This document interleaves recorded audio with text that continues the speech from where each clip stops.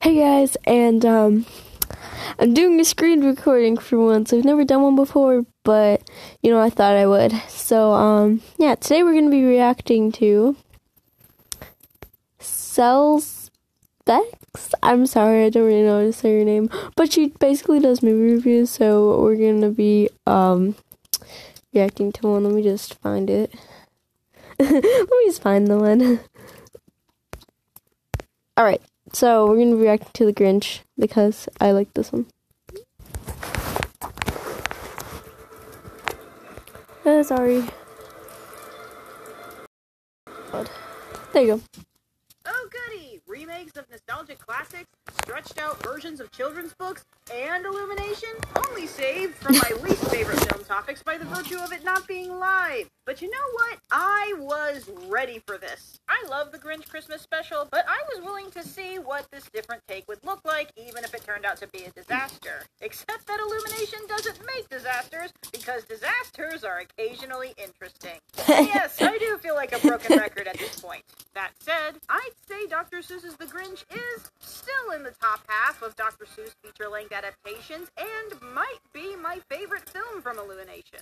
Yes, that's a vote of confidence given where the bar has been set. At the very least, The Grinch is my favorite of theirs animation-wise, because I love almost everything about this film visually. Possibly because I am a massive Christmas dork, but man, is this a bright, clean, colorful, gorgeous-looking Christmas movie. The character designs are still distinctive and appealing, maybe too much so. There's a recognizable Seussian aesthetic across the film, especially in the Grinch's crazy contraptions. The most effective comedy is the visual gags and the character animation, and Whoville is a living, breathing, idealistic, uniquely silhouetted model Christmas village, whose holiday decorations do come across as over the top, but still pretty and never too garish. Then the actual stealing of Christmas plays second fiddle to the elves' delivery in the opening of Arthur Christmas, but it is still fun, elaborate, and creative, yet kind of brief. But now let's tackle this mixed bag of a cinema. The decisions on how to make this 20-page picture book an hour and a half. Let me start by saying that the first 10 to 20 minutes of this are actually pretty solid and enjoyable. I don't think I have a problem with any of it. And let's at least acknowledge that even in the original special, just to get it to 25 minutes, there were already animated extensions just of the Grinch and the Who's doing stuff. A general rule in, well, any sort of art or performance is that it does not need to progress as long as you're being entertaining and or funny, preferably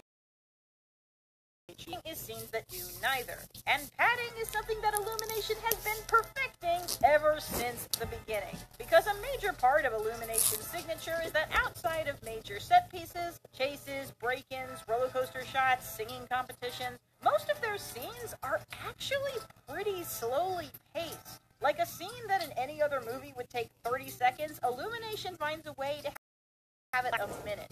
And that's fine, even admirable for a children's film, just as long as your characters and dialogue are interesting. Oh, wait! So the scenes don't really feel fully engaging, and that's why they feel like they just exist. And this is true for their comedic scenes, too, because a lot of it is not super quick and exaggerated. It's actually fairly underplayed. Like, a key part of the joke is how long the build-up is, how long the joke lasts, and how long the character's reaction is. And sometimes this style of joke works, but the punchlines are never quite good enough to justify the amount of screen time dedicated to them, cementing their style for jokes that are technically funny, but never that funny. And the Grinch has a lot of this. Elongated scenes that have the time to potentially be filled with jokes, but end up just being long setups for one mediocre pratfall. And nowhere is this more evident than the existence of Fred, the fat reindeer, who shows up for a collective 3 minutes of nothing, just so they could make a third toy to sell. Fine, he has one cute moment that is semi-thematically relevant. But still 5 minutes of nothing. Which makes it all the more baffling that the actual stealing of Christmas scene is so relatively short. You'd think if anything needed to be pointlessly stretched out, it should at least be the most iconic scene of the story. And yes, this is why Illumination's trailers are always way more fun than their movies. It's literally all of their best jokes and scenes, except that they're decently paced. But you know what? Maybe taking all this time was necessary for their exploration of the Grinch's character, right? Now I was prepared for the implications in the trailers that the Grinch would be spending the middle of this film in preparation for his big night, essentially being Wile E. Coyote with his plans and his gadgets and his getting hit in the face. Already a choice many were unenthusiastic about. Well, turns out this Grinch character wasn't intended to be scary or funny. Oh no, this Grinch is just occasionally grumpy to hide the fact that he's lonely and sad and goes to extremes to convince us he's bad. He's mainly a victim of fear and of pride. Look closely and you might see a sweet guy inside. Damn it, Illumination, stop turning all of your Seuss protagonists into Bashonans! Oh, and also he apparently doesn't hate Christmas that much, making him officially a Christmas tsundere. It's not like I like it or anything, but it does make a little bit of sense. He does turn around super quick. What about all the noise? So this is odd, but I actually kind of respect what they were trying to do. The Grinch as a character has basically always had the mentality of an internet troll, not content to just hate, but actively ruin things for other people, thriving off tears and a touch of envy and resentment to others' emotional connections when they feel alone and unloved. Oh, so they made the Grinch into an incel. That makes too much sense. So I'm okay with this idea for the character. We have our classic version of him being a horrendous, despicable dog abuser. Can't pretend I was that sad to see Max not being dragged around and horsewhipped. I've said reinterpretations don't need to be carbon copies. But while all that's fine for the Grinch's motivation, executing it on screen could have been a lot better. Firstly, way too much about him and his thought process is hammered into us through the narration instead of just letting us watch the film.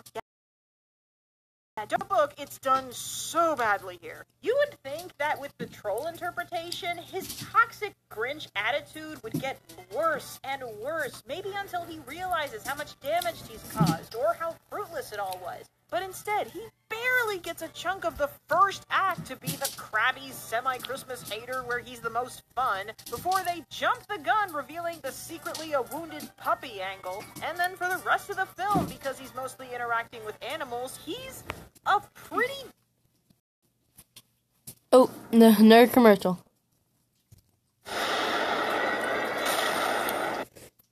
decent, normal guy. He doesn't seem driven by anger or trauma. He's just running errands, to the point where there's no longer any real anticipation or excitement about the stealing of Christmas. It's just a thing he's doing. So for all of its decent setup, even for a reinterpretation, this feels a little too removed from the core of the character. So needless to say that this incarnation virtually bears no resemblance, design or otherwise, in tone with Chuck Jones, Boris Karloff, or Tony the Tiger. You could still argue that that doesn't mean it's dissimilar from the book, but then keeping the Grinch theme kind of ruins that image of disassociation. Yellow teeth? Cuddly as a cactus? He's as cuddly as a... So mention now how truly irritated I am that the new Grinch theme sounds so much like the Despicable Me theme, because if Illumin doesn't have something that ties it to its most popular overhyped franchise, the colors will explode or something, but I also kinda like it. Even the heart 2 sizes too small thing barely applies here. Even when I just said I like that he treats Max better, it's still just a little bit too nice. I really think that's the relationship where we should have seen the most growth. Imagine at the beginning of the film he starts out cold, but still appreciative toward Max, but then as the film goes further, his spiral of anger and self-destructive behavior causes him to act cruelly to the one being he actually cares about. How much more powerful would that ending be then? Again, so much of the frustration is just about missed opportunity. Like, there's this one character in the film who thinks of the Grinch as his best friend, yes, the oppressively over-friendly character, one of my favorites. But he's actually one of the more genuinely nice of the trope. Honestly, his biggest crime is that he has 5 mega-sized blow-ups in his yard, the monster. But I think the initial concept of him was that he was a more emotionally adjusted mirror version of the Grinch. I mean, by all appearances, he's also somebody that lives alone with their dog. He even mentions that they both dye their hair, because that's funny. And this creates a contrast where the Grinch is in an unfavorable situation and deals with it by... I just want to say sorry if I'm not talking that much. It's only because I'm actually trying to, watch the video. But, I'll just put all my comments at the end of the video.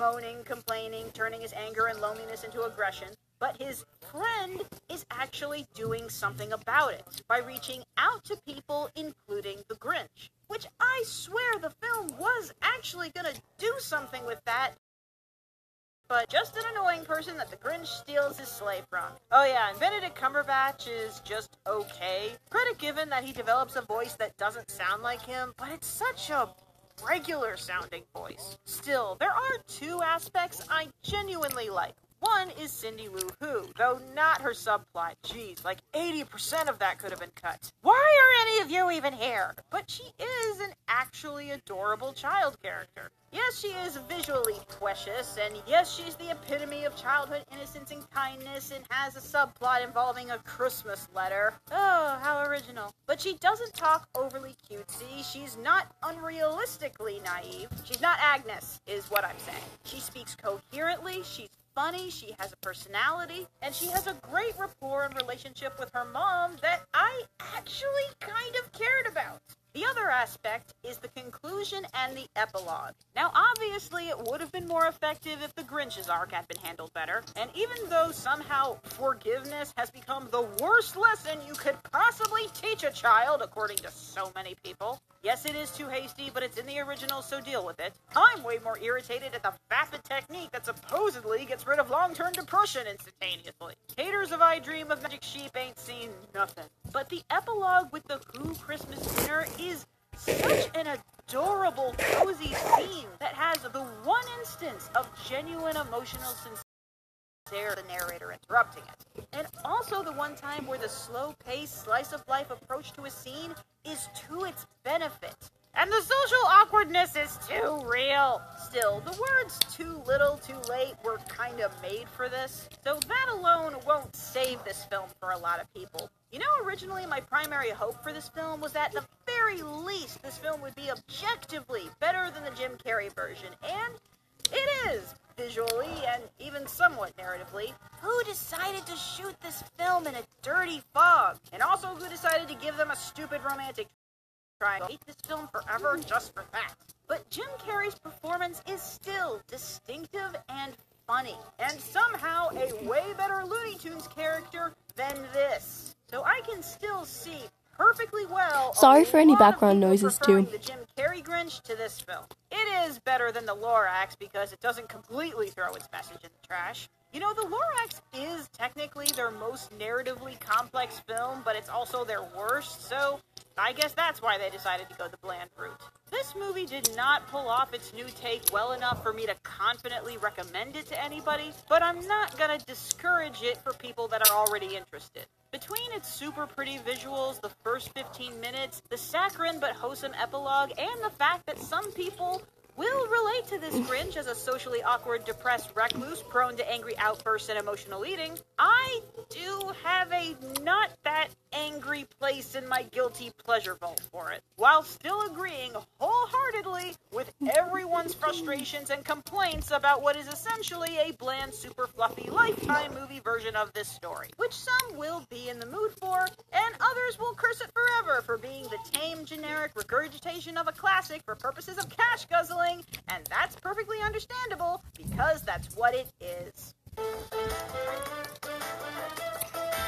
Well, it's the end of the year, so that means it's time to keep your eyes out for independent releases, children. Liz and the Bluebird is from the studio. Alright, so, that was a really good video. I'll say that I do agree with most of her points, and I really do like all her videos. If you want to go check her out, it's,